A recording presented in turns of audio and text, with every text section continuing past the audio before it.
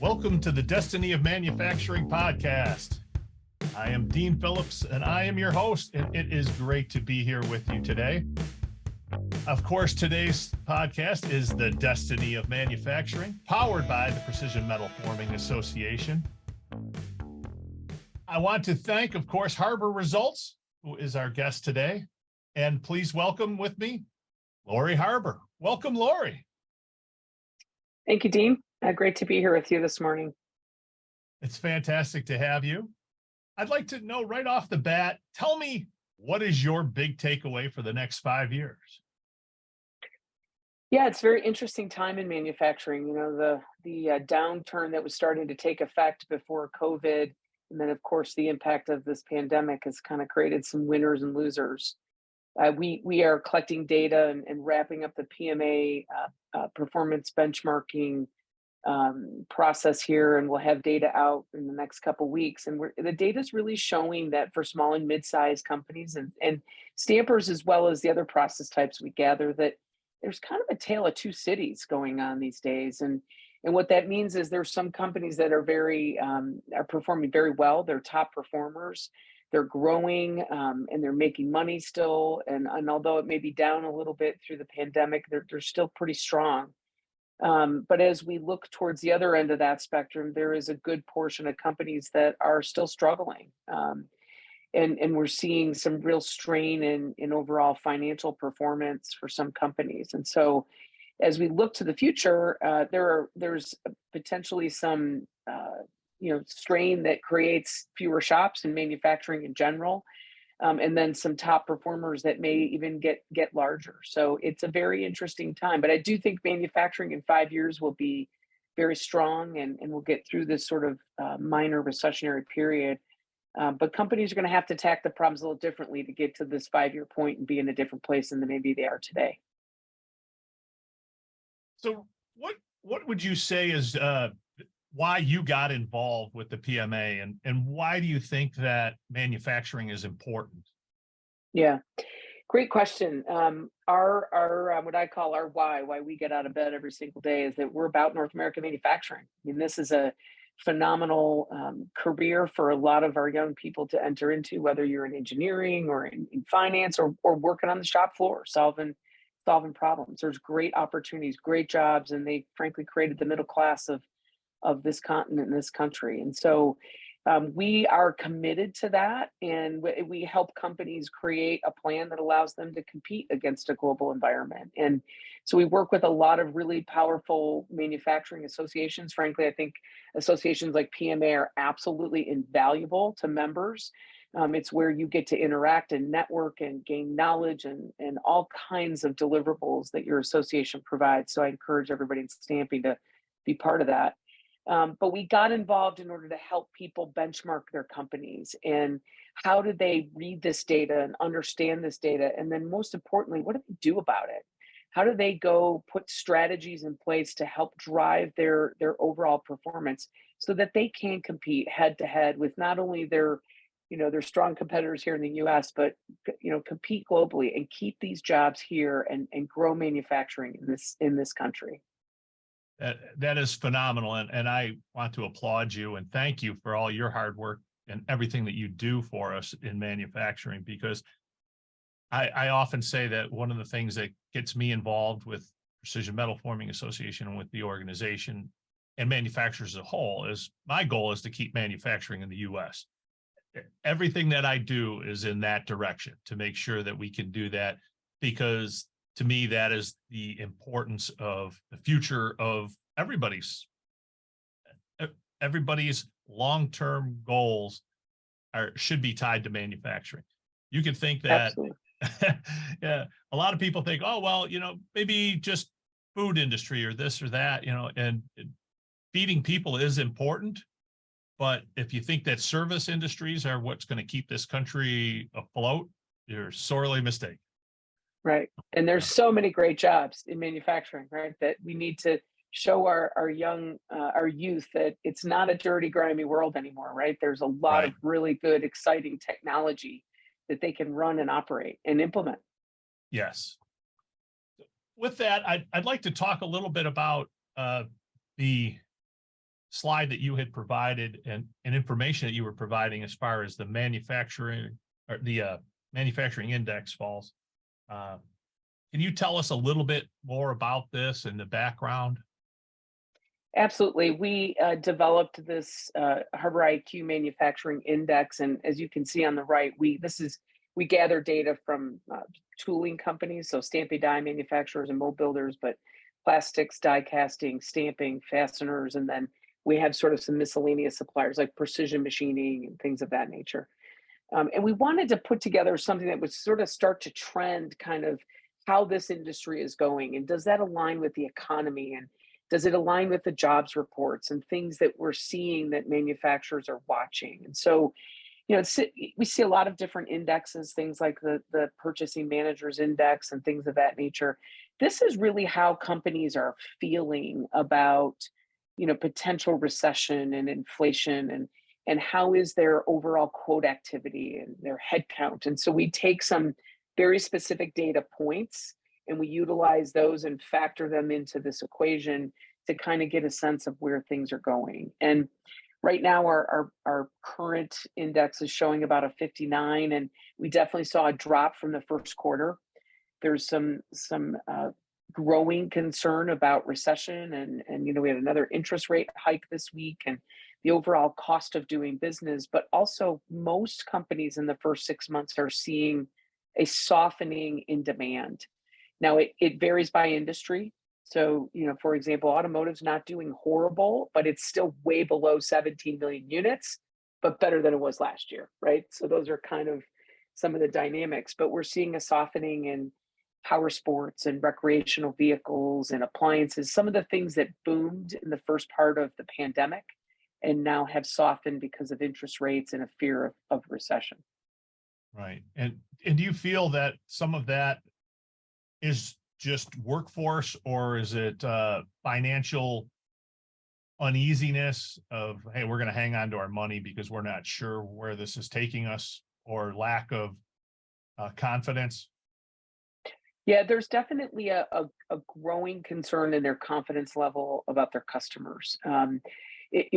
Uncertainty of forecasts, phone calls that they may get on a daily basis. It says, "Hey, wait, instead of 1,000 this week, we only want 500." Well, that's a significant impact to a manufacturer. So there's still an uneasiness. The pandemic, although theoretically people believe we're behind it, created a lot of uncertainty, and we have supply chain risks and potential strikes in areas like UPS and rail, and now the UAW and the Infor for automotive. So there's just sort of a feeling of uncertainty. Some people are definitely holding more of their capital, or more of their cash, I should say, as opposed to investing in capital, and just kind of waiting to see if we're really going to go into any kind of a deep recession, as opposed to something more light that we would come out of pretty quickly.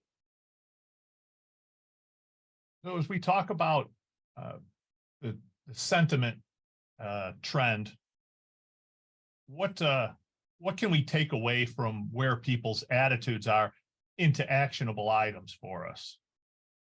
Yeah, I think what's most significant that I'm trying to allow some of the manufacturing environment to get a grasp of is we were really predicting a recession back in 19. And if you look at this data from 18 to 19, right, we had booming manufacturing years of 16, 17, and 18. And by the time we got to 19, we were at an 11-year expansion from the Great Recession of 2008. So we were already seeing softening. I remember our events, we were telling people, guys, you got to hunker down. 2020 is not going to be that great. And I never could have predicted COVID, right? And so that obviously everybody went, hey, I think the world's falling apart back in that sort of second quarter of 2020.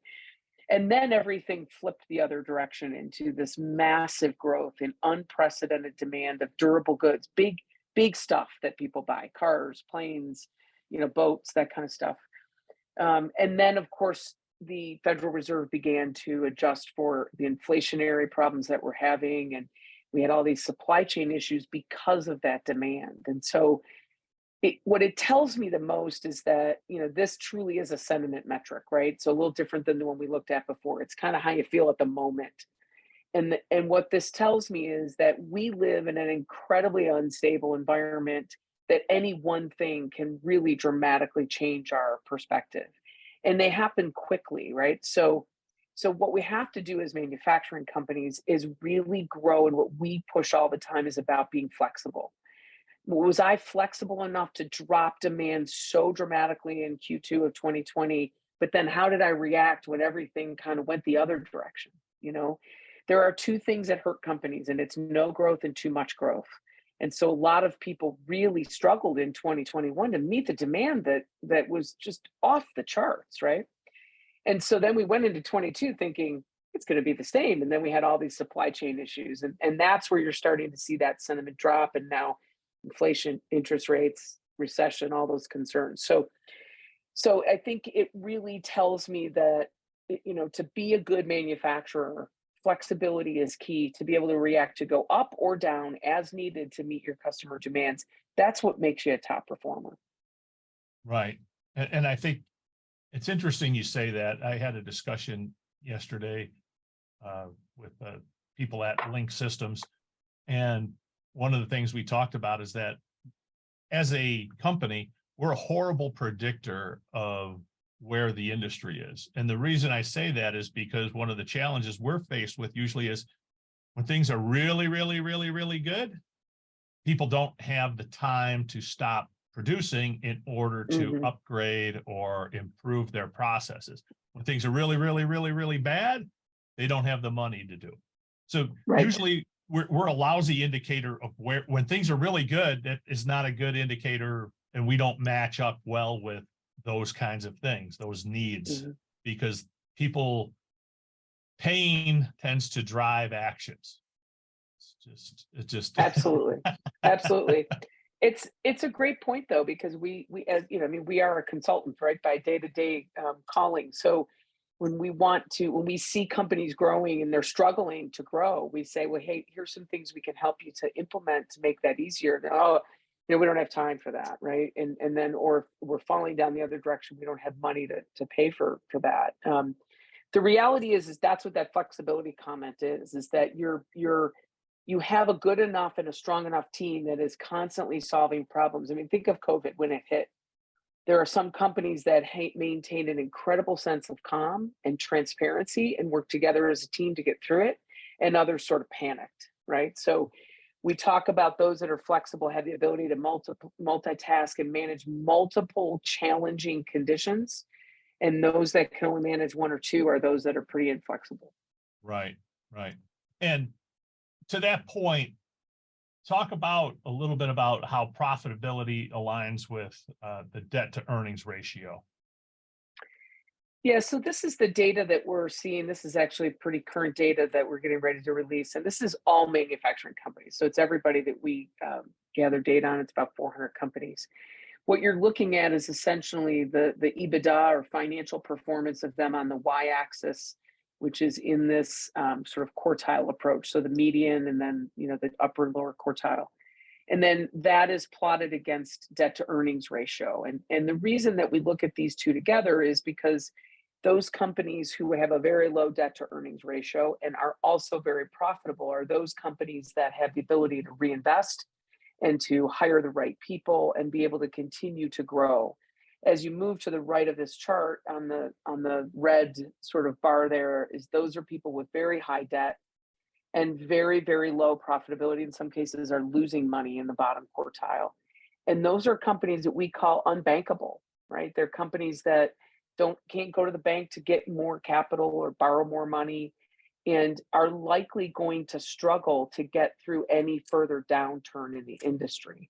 And so those in the middle and the yellow are kind of just that. They're in the middle, right? Any one good customer could push them heavily to the left, or not so good could push them to the right. And so we've been looking at this now for years, and we are seeing in this year's data that those companies in red have grown, and they're a greater portion of the population. Again, not just PMA, but sort of a look at all manufacturing, in that we have now finished kind of obtaining this federal funding that was free to us and some of the ERC funding, and we've burned through that, and now we're seeing a softening in the economy and a softening in demand, and that's pushing our profits into maybe not such a favorable condition. This is that tale of two cities that I'm talking about. Got a good Absolutely. number of people in green and a good number of people in red, and a much smaller percentage in the middle category, right? And so that's what we're looking at now. The small chart there in the bottom right, that's in a box, that's PMA. It's actually relatively balanced. We're seeing a little bit of a sort of, a third, a third, a third kind of look. It's a little heavier actually that are doing quite well. So it's the ones in red we worry about, right? Those are the Right. ones that need to be thinking about the future and what plans are putting in place. Can you speak to that a little bit? I think that where we struggle sometimes is when we look at numbers in general, and being a numbers person and being involved with tracking data in manufacturing facilities. And what I see is big data has been around us for a very long time.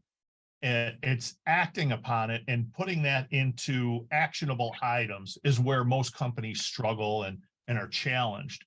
What do you think that people can gain from these numbers and understanding where they lie in this, why that's important to them? Yeah, it's definitely a challenge, right? I mean, a lot of people don't like to share their benchmarking data because of confidentiality, or they may or may not believe that all the data we collect is accurate. But the truth of the matter is that everything being confidential, it gives them a great barometer of where they stack up. And then most importantly, when we're in these PMA events, we have to talk about what do you do about this? And even if it's plus or minus 2 or 3% in terms of what you believe to be directionally correct, the reality is we have to understand where we stack up. So we always tell people, even if you don't want to share your data with the PMA or with us representing the PMA, do it yourself and measure the trends. Am I moving in the true north or in the right direction? If I look at my profit numbers or my throughput or my inventory turns or safety or quality, as long as we continue to measure against ourselves and we see gain in performance and we're problem solving those things, then we're going in the right direction. So whether you view that and stack it up to your peers or not, at least do it internally. And then what does the data tell you? And right now, a lot of this data is telling companies that we're living in an increased cost of doing business. We have a huge generational shift going on in our companies, meaning a lot of data in our study shows that we've got sort of the over 50 crowd, and we've got kind of the under 30 crowd, and not a lot of folks in between, because in the Great Recession, a lot of people left manufacturing. And so companies tend to struggle to plan. We're struggling to obtain good labor. We're struggling to get good quality products out in a safe way because we're using a lot of temps and we're not training well. And so sometimes we overcomplicate the issues internally because they're overwhelming. There's so many. And so we tell people on a daily basis, you should be running a cash business, whether you're in trouble or whether you're the highest performer of all. Measure your cash, look at your income statement, understand every element of your every line item in your income statement, and know where you have problems. What was it last year? What is it this year? And then go problem solve that. Bring the right teams together, and then work on those operational improvements to be able to drive efficiency in the business. The more efficient and flexible we are, that directly correlates to profitability. And interestingly enough, two other additional points. I mean, the biggest area we're seeing right now is sales concern, right? Because volumes are down. So people are saying, hey, is my sales plan right? Am I targeting the right people? Do I need to do something different? And so sales planning is a really big deal, and really getting strategic as opposed to, hey, did you call that person today? And then lastly, it's this technology, what I call technology roadmap. Stepping back and looking at your business and not trying to be Mr. Industry 4.0 everywhere you need to be, but where does it work for my business? If I have a labor problem, what can I automate? Now, that's not to eliminate people, but it's so that I grow. If I grow, I don't necessarily need to hire more. Like, I almost can't grow if I can't find people. So what can I automate today that when I do grow, I can reallocate those people into our growth? And so whether it's machine automation, whether it's assembly automation or process automation, how do I plan? How do I schedule my machines? How do I, understand sales data and pipeline coming into capacity plan? How do I do predictive maintenance so that I don't break a machine and I can predict when it's going to go down, right? So it's things like that that work for my company. Technology is going to be incredibly important as we move forward in the future. That's an excellent point. I had often talked about, well, we were just recently, we had a panel at PMA, and what we were discussing was the fact that how do we maximize the use of our people? And by that, I mean that using automation, using technology to maximize the value, whether it's using exoskeletons to make people's jobs easier, to maximize their lifespan so that they're not having to retire at 50 or 60 because of physical ailments, or how do I make it so that somebody who is handicapped or is 1,000 or 10,000 miles away can do something, you know. Those are some challenges that we see with maximizing the use of those people that are at a distance or are at a unavailable. You know, currently we would say that somebody couldn't work in manufacturing because they were in a wheelchair. To be on a floor, on a manufacturing floor, might be hazardous to them and to others. Well, let's look at things like technology where we're having people drive remotely fork trucks.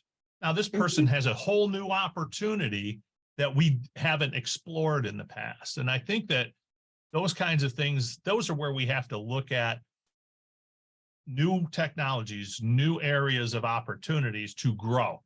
Because right now that is a struggle. Is I think where the good and the bad isn't what we see as also is what is the top end. Right now, the top end is a problem because most automotive used to run, you know, a lot of times 3 shifts a day. Now they're struggling to staff 2 shifts. Right.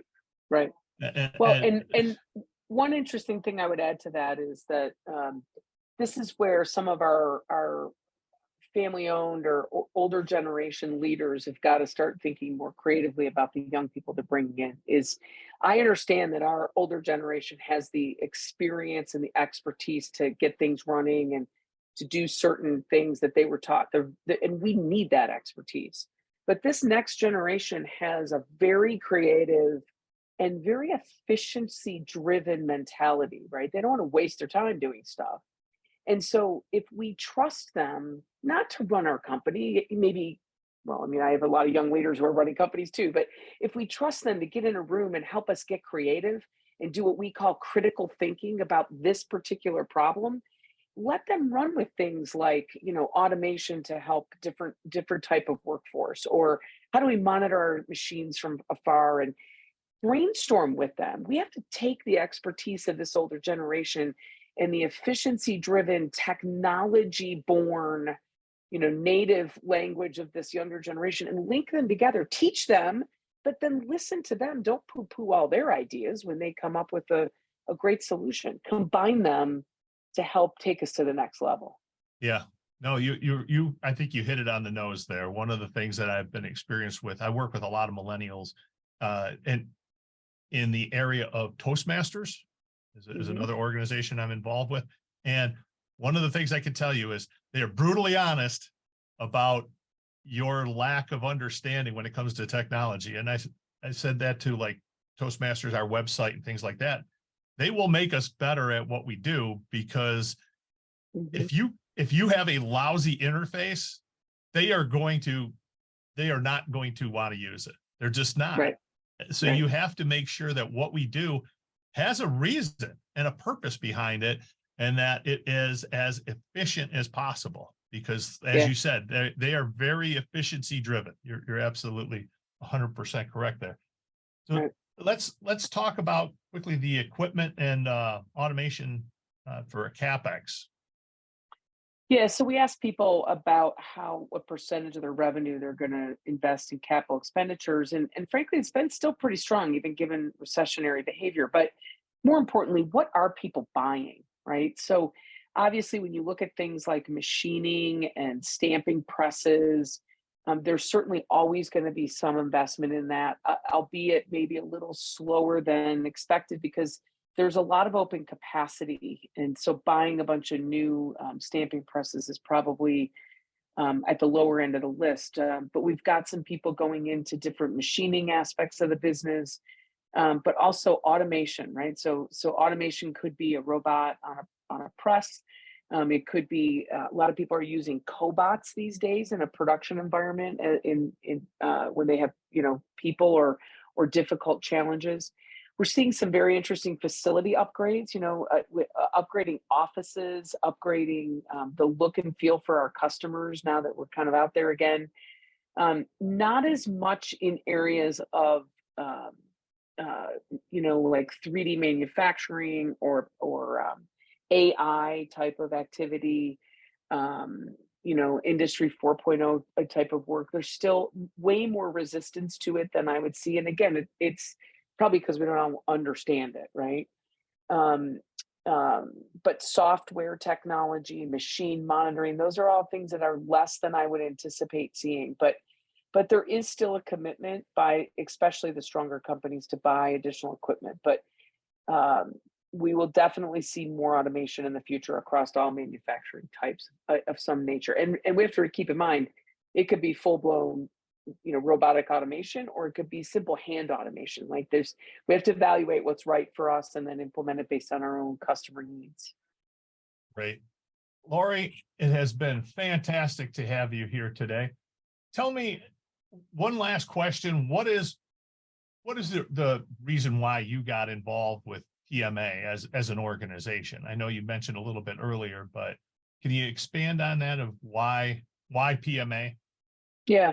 Honestly, I think that PMA has a great community of members and it's growing. I mean, the team at PMA has done a great job of adding new members, but it's a community. It's almost like a family. I was at a recent PMA meeting last week, and it's just, we know our families, we know our kids. We have events that allow us to bring those people together as well, because at the end of the day, our families support us in the work we do. And I think the team of PMA is truly committed to making North American manufacturing stronger and better. And they have programs that meet that. They have just a phenomenal staff of people that are staying in touch with their districts and in all the events that we have. And so it's a place where I can see the growth and I can see the support to the industry, and I want to contribute to that. I mean, that's just what we're about, right? We want to be able to do anything we can to help make manufacturing better, and so we want to align ourselves with groups like PMA because it's a great organization. Thank you so much. It's been great to have you here today, Laurie.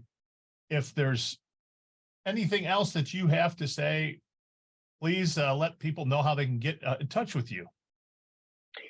Yeah, I would love to chat with more members of the PMA, both in benchmarking and improvement. Our website is harborresults.com. You can reach me through that website, and I'm at a lot of different PMA events, and I would love to chat more with people, even just about the industry. It's great to just learn about what's going on in different market segments and how people are doing. We're doing a lot of advocacy with the Franklin Partnership, which is also, a PMA partner. And so we give our data to that team and allow them to continue to fight for manufacturing and for stampers in Washington. So anything that people want to share with us, we're happy to, again, anonymously kind of put that story together and allow for the consistent movement. I am, as a female in manufacturing, incredibly passionate about the next generation, and I want to continue to support those groups that are in that same space. So thank you so much. Thank you for being here today, Laurie. Everybody go out and make it a great day. Thank you. Take care.